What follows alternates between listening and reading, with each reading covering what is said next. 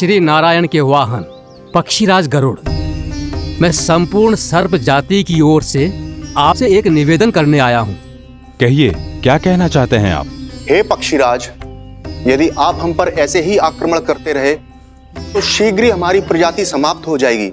इसीलिए हमारी आपसे विनती है, यदि आप उचित समझें तो सर्पों के किसी एक घर से हम आपको एक सर्प प्रतिदिन अर्पित करेंगे। आप उसको आहार बनाइए और अन्य सर्पों को जीवित रहने का अधिकार दीजिए। मुझे स्वीकार है। तब से प्रतिदिन किसी एक घर से एक सर्प गरुड़ के भोजन के लिए भेजा जाने लगा। समय के साथ मेरे घर की भी बारी आई, परंतु मैंने एक बहुत बड़ी भूल कर दी।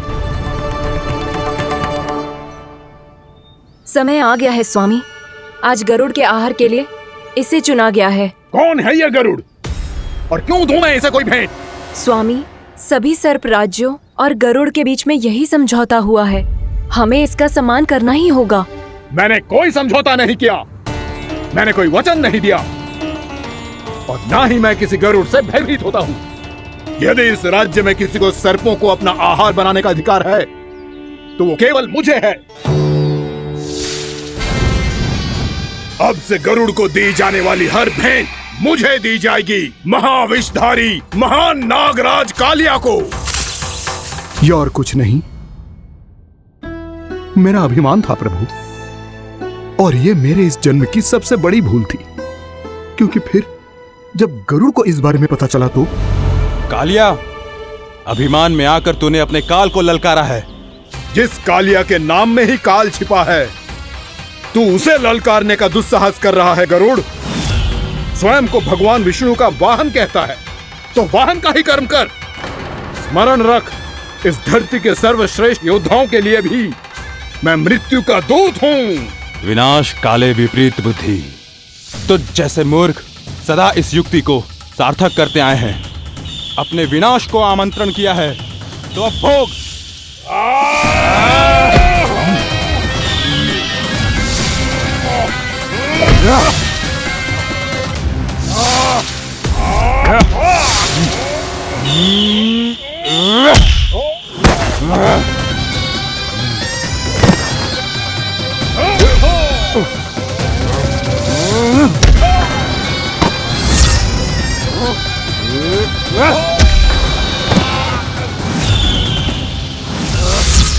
जिसने मेरा भोजन चुराने की धृष्टता की है वो इसी योग्य है। तू मुझे जानता नहीं है गरुड़, मैं महाविषधारी नाग कालिया हूँ। तेरा इतना दुस्साहस कि तूने मुझ पर चरण से प्रहार किया।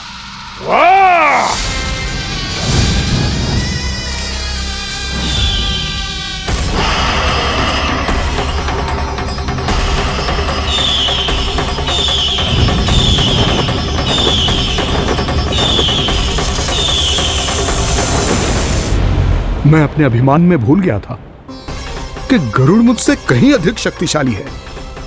इसलिए अपने प्राणों की रक्षा करने के लिए मैं एक स्थान से दूसरे स्थान भागने लगा। नदियां, पर्वत, यहां तक कि मैंने सागर भी लांघ डाला, पर मैं जहां भी जाता गरुड़ के रूप में मेरा काल वहीं आ जाता। इसीलिए मृत्यु की आशंका से भयभीत होकर मैं अपने बड़े भाई मां कद्रु के प्रथम पुत्र अनंत शेषनाग से राय लेने चला गया। भैया, मैं यहां आपसे आपकी सहायता लेने आया हूं। मेरी एक छोटी सी भूल के कारण यह गरुड़ मेरा पीछा कर रहा है। मुझे हर समय हर स्थान पे ढूंढते रहता है। यदि उसने मुझे ढूंढ लिया तो वो निश्चित ही मेरे प्राण ले लेगा। मुझे कोई ऐसा स्थान बताइए जहां मैं अपनी पत्नी और अपनी संतानों के साथ शांति से रह सकूं। तुम यमुना नदी के किनारे वृंदावन क्षेत्र में जाके वास करो कालिया। गरुड़ वहां प्रवेश नहीं कर सकता क्योंकि उसे ऋषि सोबरी का श्राप मिला हुआ है।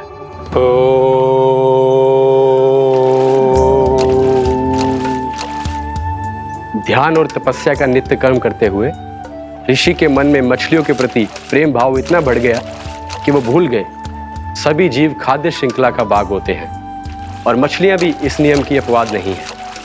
उन्हें मछलियों की अटखेली इतनी अच्छी लगने लगी कि वो इस क्षेत्र के मछुआरों को भी मछली पकड़ने की अनुमति नहीं देते थे। उस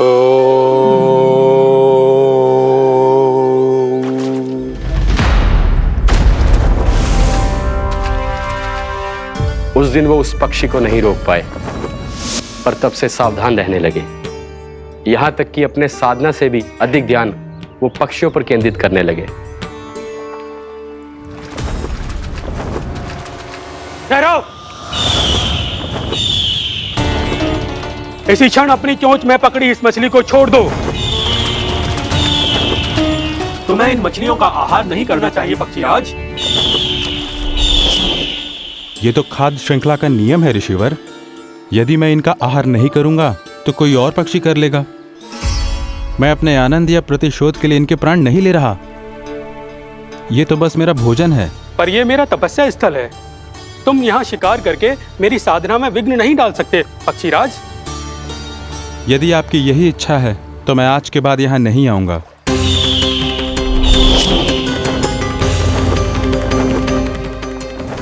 पर आज ये मछली मेरे आहार के रूप में पकड़ी जा चुकी है।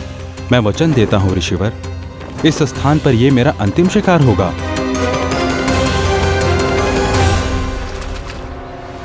आज के बाद यदि तुमने वृंदावन की निकट उड़ान भी भरी तो तुम सैकड़ों टुकड़ों में फटकर मारे जाओगे पक्षीराज। ये मेरा श्राप है।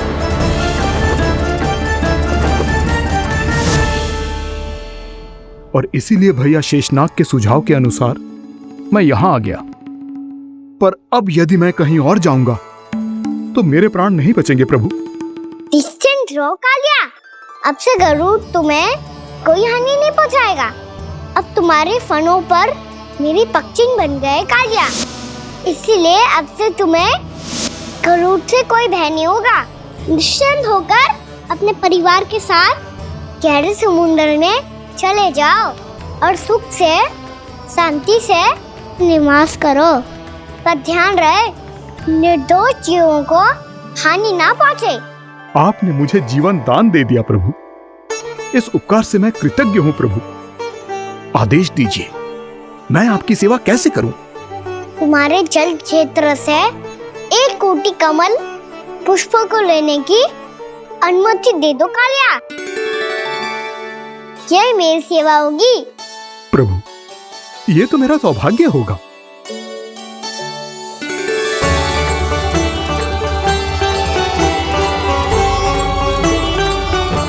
एक कोटि के स्थान पर हम 3 कोटि कमल पुष्प ले आए प्रभु। मैं तुम्हारी सेवा भाव से प्रसन्न हुआ कालिया। रमनाक द्वीप पर चले जाओ ताकि तुम्हारे कारण फिर कभी किसी निर्दोष जीव को हानि ना पहुंचे और न ही तुम्हारा विष मेरे प्रिय यमुना नदी के जल को दूषित कर पाए। मैं तुम्हें आशीर्वाद देता हूँ। आज यहाँ मेरे द्वारा तुम्हें दिए गए इस आदेश का स्मरण जो भी भक्त करेगा और प्रातः काल और संध्या काल में इसका उच्चारण करेगा, उसे फिर कभी किसी संकट से कोई भय नहीं होगा। ये स्थान अब से काला कुंड के नाम से जाना जाएगा। यहाँ पर स्नान करने वाला और देवताओं को इस क्षेत्र से जल का अधर देकर प्रसन्न करने वाला भक्त यदि मेरा स्मरण करके पास रखेगा तो वो अपने सभी पापों से शीघ्र ही मुक्त हो जाएगा।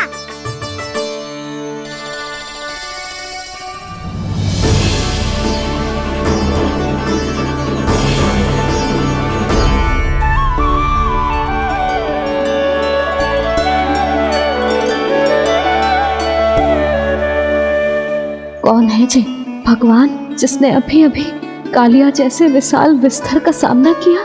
क्या एक साधारण बालक जो शीत की अधिकता से ठिठुर रहा है? क्या करूं? मैं लल्ला को ममता के आंचल में छुपा लूं या भक्त बनकर प्रभु की लीला देखती रहूं?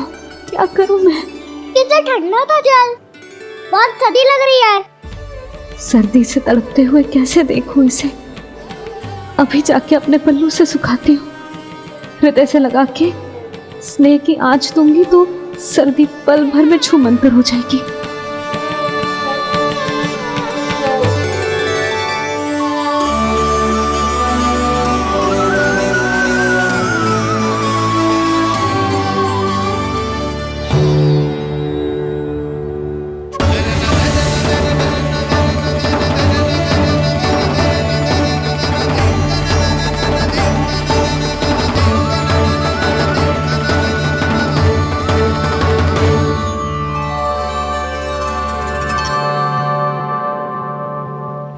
मेरी आवश्यकता ना है इसे। ये तो सच्ची में भगवान ही है, जिसकी ठंड दूर करने के लिए स्वयं द्वादश आदित्य प्रकट हो गए।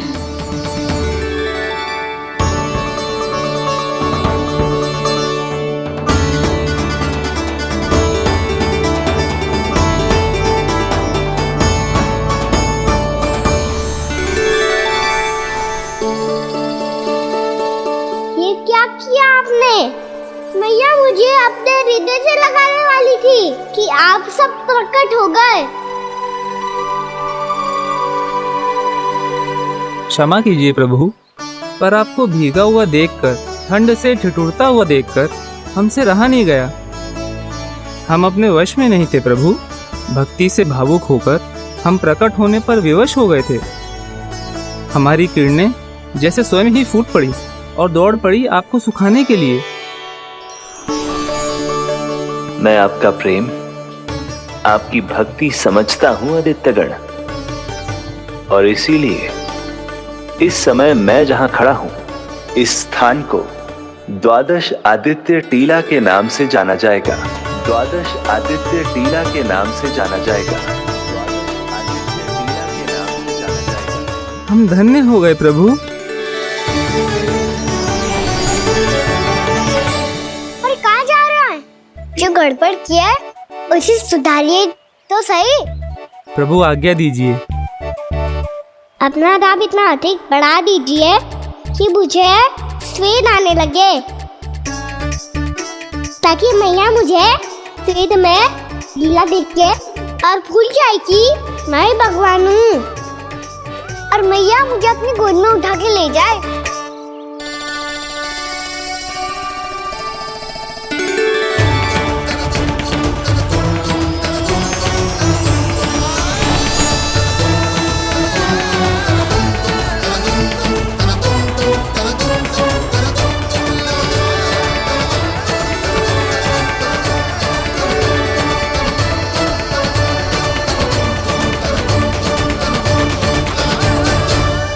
गर्मी क्यों लग रही है यहाँ? स्वेद की एक बूंद भी आती थी तो मैं अपना आंचल लेकर पहुंच जाती थी इसके पास। जानती ही नहीं थी कि ये तो स्वयं वायुदेव को आदेश दे सकते हैं कि वो बहने लगे और उसका सारा स्वेद सुखा दे। वायुदेव की आवश्यकता नहीं है मैया, मुझे आप ही चाहिए। लगता है जिस बात का भय था वही सत्य होने लगी है। भैया मेरे भगवान रूप को भूल नहीं पाएगी, और अब मेरे लिए इनका सत्य छुपा कर रख पाना कठिन हो जाएगा। कृष्णा कृष्णा हरे कृष्णा कृष्णा कृष्णा मुरली मनोहर कृष्णा गोपाला गोविंदा हे दामोदरा।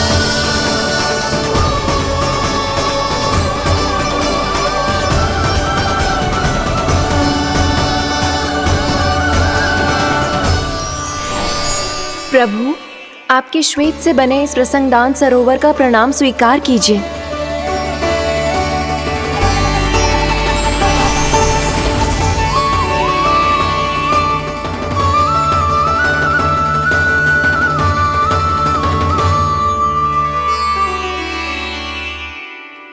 ओहो, इस चमत्कार को देखकर भैया को और भी अधिक विश्वास हो जाएगा कि मैं भगवान ही हूँ। अब कैसे मनाऊं मैया को कि मैं इनका लाई हूँ? बाबा है ना, अब तो यही सहायता करेंगे। श्री कृष्णा गोविंदा हरे हरे श्री कृष्णा गोविंदा हरे हरे श्री कृष्णा हरे मुरारी श्री कृष्णा श्री कृष्णा श्री कृष्णा।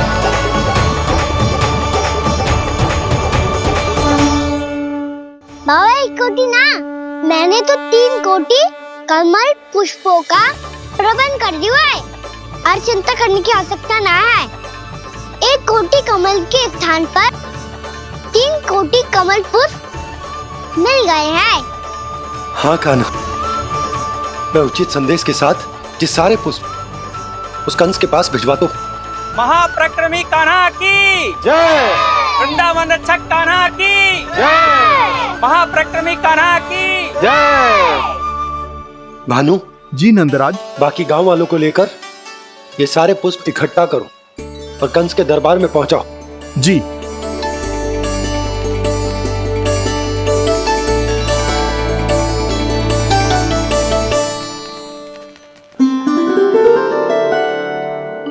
मैया। कौन हो तुम?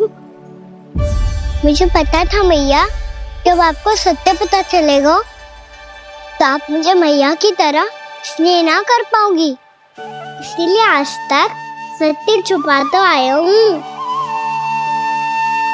ताकि आपकी ममता, आपका प्रेम अनुभव करने का अवसर मिलता है मुझे। और फिर आज को बताया था ना,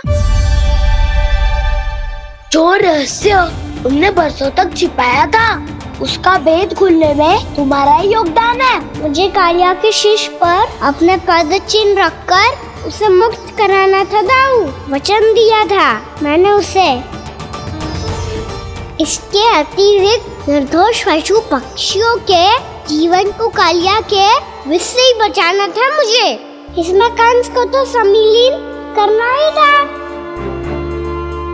ताकि जब मैं कालिया का सामना कर रहा हूँ तो वो किसी और असुर को समस्या बनाकर वृंदावन ना भेज दे। पर इस सबसे बड़ा एक कारण और था दाऊ, मैं चाहता था कि मैया को सत्य पता चल जाए। पर क्यों कहा ना? क्योंकि मुझे लगने लगा था कि मैया से ये रहस्य छुपाकर इनके साथ धोखा कर रहा हूँ। अपराध बोध से दबा जा रहा था मैं।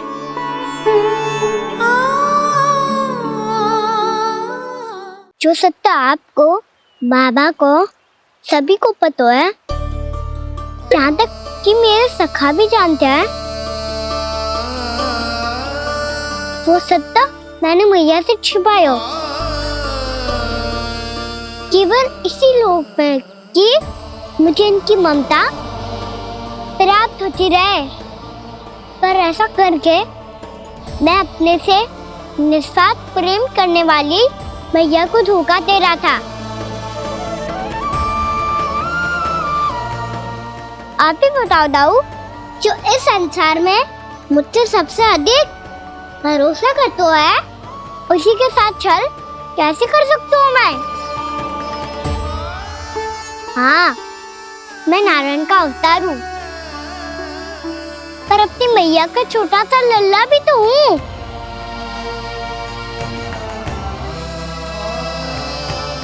इसीलिए तो यमुना जी में छलांग लगाने का एक कारण इस गेंद को लेने जाना भी था। ने स्नेह से बनाई थी मैया ने गेंद, इसे अपने से दूर कैसे होने देता मैं? आपको आभास भी ना है मैया कि आप मेरे लिए कितने महत्वपूर्ण हो। ये सत्य है कि सभी देवता, प्रकृति, भक्त, ये सब है मेरा ध्यान रखने के लिए, मेरी सेवा करने के लिए।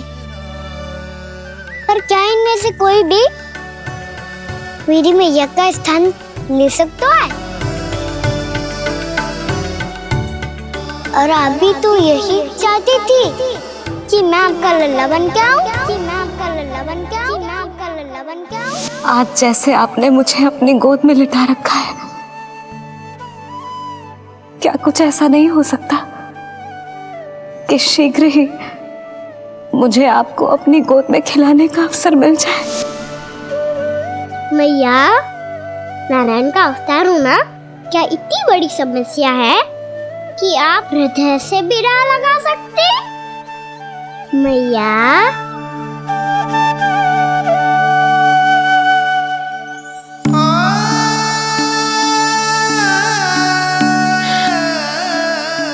मेरा कान्हा, मेरा लल्ला।